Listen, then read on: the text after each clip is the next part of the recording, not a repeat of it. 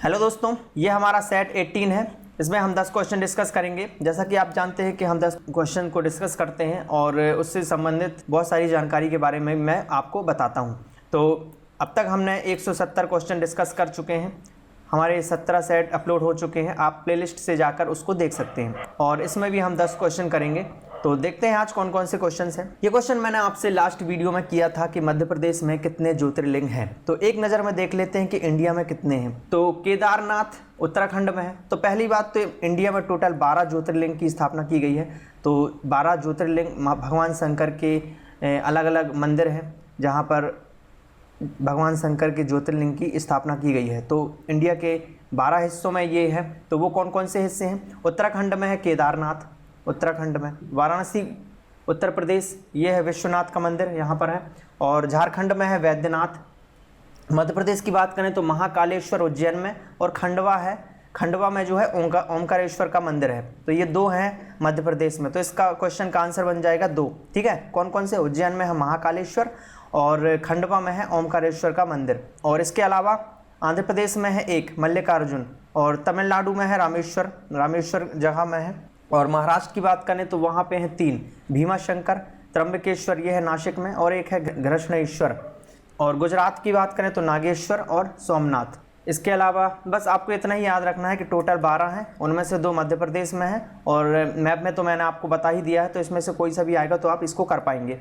इस वीडियो का पहला क्वेश्चन है, Laxmibai national institute of physical education Madhya Pradesh के किस जिले में स्थित है? तो ये है ग्वालियर में, ग्वालियर। और मध्य प्रदेश का राजकीय खेल कौन सा है? वो है मलखंभ है। और 1-2 चीज़ें और बता देता हूँ, जैसे कि इंदौर में एक पारसी क्रिकेट क्लब है। पारसी क्रिकेट क्लब कहाँ पे है? इंदौर में। ठीक है। ग्वालियर की बात करते हैं, ग्वालियर में है एक महिला हॉकी अकादमी, वो है ग्वालियर में, राइट। और ग्वालियर में बैडमिंटन अकादमी भी है, बैडमिंटन अकादमी। और एक है रूप सिंह स्टेडियम भी ग्वालियर में है। और भोपाल की बात करें तो भोपाल में है तात्या टोपे स्टेडियम। ठीक है। इंदौर में होलकर स्टेडियम है। और होलकर जो है एयरपोर्ट भी, अहिल्याबाई होलकर इंटरनेशनल एयरपोर्ट भी इंदौर में है। जबलपुर में है पंडित रविशंकर शुक्ल स्टेडियम। मध्य प्रदेश का प्रसिद्ध तीर्थ स्थल चित्रकूट किस जिले में है? चित्रकूट है सतना में। मैप में देखते हैं, ये है चित्रकूट, यहाँ पर है उत्तर प्रदेश और मध्य प्रदेश की बॉर्डर के पास चित्रकूट। और ये वही स्थान है जहाँ पर भगवान राम, सीता और लक्ष्मण जी ने अपने वनवास के 14 में से 11 वर्ष यहीं पर बिताए थे। और चित्रकूट से होकर जो गुजरती है एक नदी है, उसका नाम है मंदाकिनी नदी भी गुजरती है चित्रकूट से।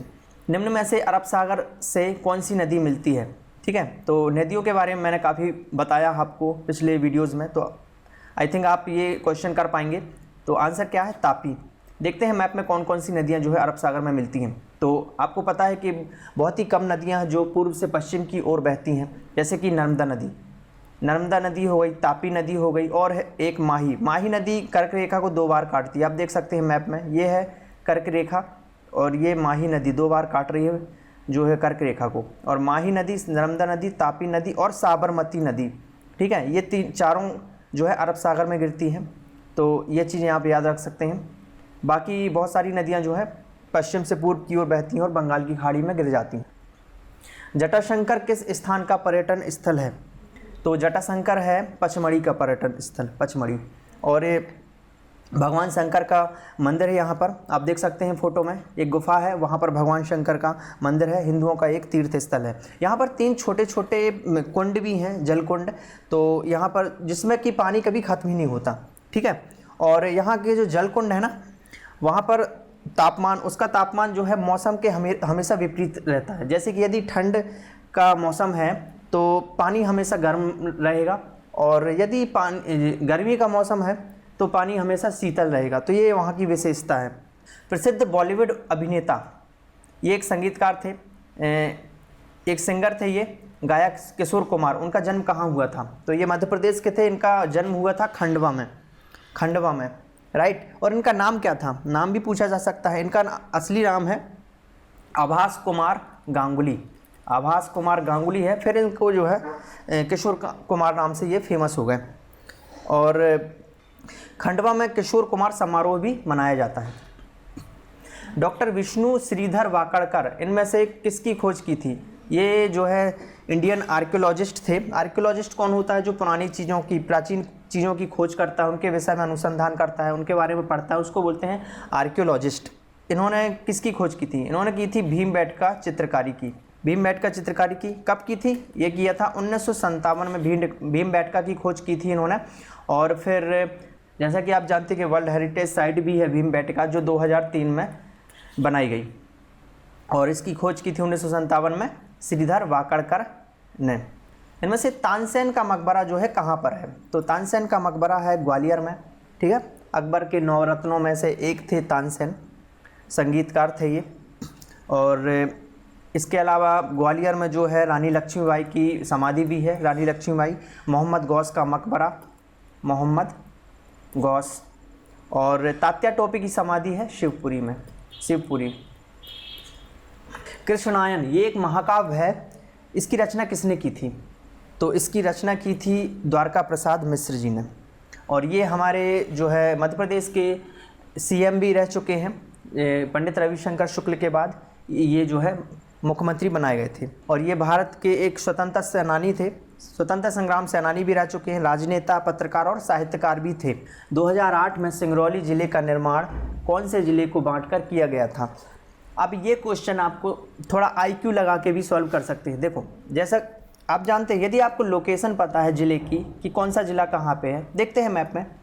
देखो, ऑप्शन में है सीधी, अलीराजपुर और झाबुआ। आपसे पूछा गया है कि सिंगरौली का कहाँ से बना था कट के, तो सीधी, देखो सिंगरौली के पास जो है सीधी ज़िला है। तो आपको यदि पता है कि सिंगरौली जो है सीधी के पास है, तो आप आसानी से इसको कर सकते हैं, ठीक है। अब अलीराजपुर पर विचार करें तो अलीराजपुर जो है बिल्कुल विपरीत दिशा में है। अलीराजपुर ये है, झाबुआ की बात करें, झाबुआ ये है। कहाँ सिंगरौली और कहाँ झाबुआ? तो ये तो असंभव है कि अलीराजपुर से या झाबुआ से अलग होकर सिंगरौली बने। तो आप थोड़ा दिमाग भी लगाएं और ऑप्शन पे विचार करें, उनको एलिमिनेट करें। इसके लिए आपको थोड़ा सा बैकग्राउंड नॉलेज होना चाहिए कि कौन सा ज़िला कहाँ पर है। तो ये सारी चीज़ें आप थोड़ा IQ लगा के भी कर सकते हैं, यदि आपको सटीक आंसर नहीं पता है तो। मध्य प्रदेश के इनमें से कौन से क्षेत्र में, मतलब कौन सी दिशा में मानसून के दौरान सबसे कम वर्षा होती है? तो आइए मैप में देखते हैं पहले सबसे ज़्यादा वर्षा कहाँ होती है और सबसे कम वर्षा कहाँ पे होती है। तो भिंड में सबसे कम वर्षा होती है, अभी तक की सबसे कम वर्षा रिकॉर्ड की गई है 55 सेंटीमीटर, 55 सेंटीमीटर। और सबसे ज़्यादा वर्षा होती है होशंगाबाद, पचमढ़ी में सबसे ज़्यादा वर्षा रिकॉर्ड हुई है, कितनी हुई है? 199 सेंटीमीटर, ठीक है। तो सबसे ज़्यादा वर्षा होती है यहाँ पर, और सबसे कम वर्षा होती है ये उत्तर पश्चिम इलाके में। तो ये हो गया, दिशाओं का ज्ञान होना ज़रूरी है। ये है नॉर्थ, ये है साउथ, ये है ईस्ट और ये वेस्ट। तो ऑप्शन में देख सकते हैं नॉर्थ और वेस्ट। तो नॉर्थ ये हो गया और मध्य प्रदेश का वेस्ट एरिया, तो नॉर्थ वेस्ट इस रीजन में सबसे कम वर्षा होती है, औसत से कम। और औसत वर्षा होती है यहाँ पर सिवनी, मंडला, छिंदवाड़ा, ठीक है। औसत वर्षा यहाँ है, सबसे ज़्यादा यहाँ है, और औसत से भी कम जो है इस वाले रीजन में होती है। तो हमारा आंसर बन जाएगा उत्तर पश्चिम, नॉर्थ वेस्ट, राइट। नॉर्थ और ये हो गया वेस्ट, नॉर्थ वेस्ट इस वाले इलाके में, ठीक है, उत्तर पश्चिम। ये क्वेश्चन आपके लिए है कि मध्य प्रदेश के किस स्थान पर तानसेन संगीत समारोह का आयोजन किया जाता है। बहुत ही इजी क्वेश्चन है आई थिंक, और आप कर पाएंगे क्योंकि तानसेन जो है कहाँ के हैं आपको पता है, तो आप आराम से लगा पाएंगे। तो इसका आंसर कमेंट बॉक्स में दें, और यदि आपको ये वीडियो पसंद आया है तो लाइक कीजिए और अपने दोस्तों के साथ भी शेयर करें। और अभी तक चैनल सब्सक्राइब नहीं किया है तो इसको कर लें और बेल आइकन को भी दबा लें ताकि नोटिफिकेशन प्राप्त होते रहें। Thank you for watching.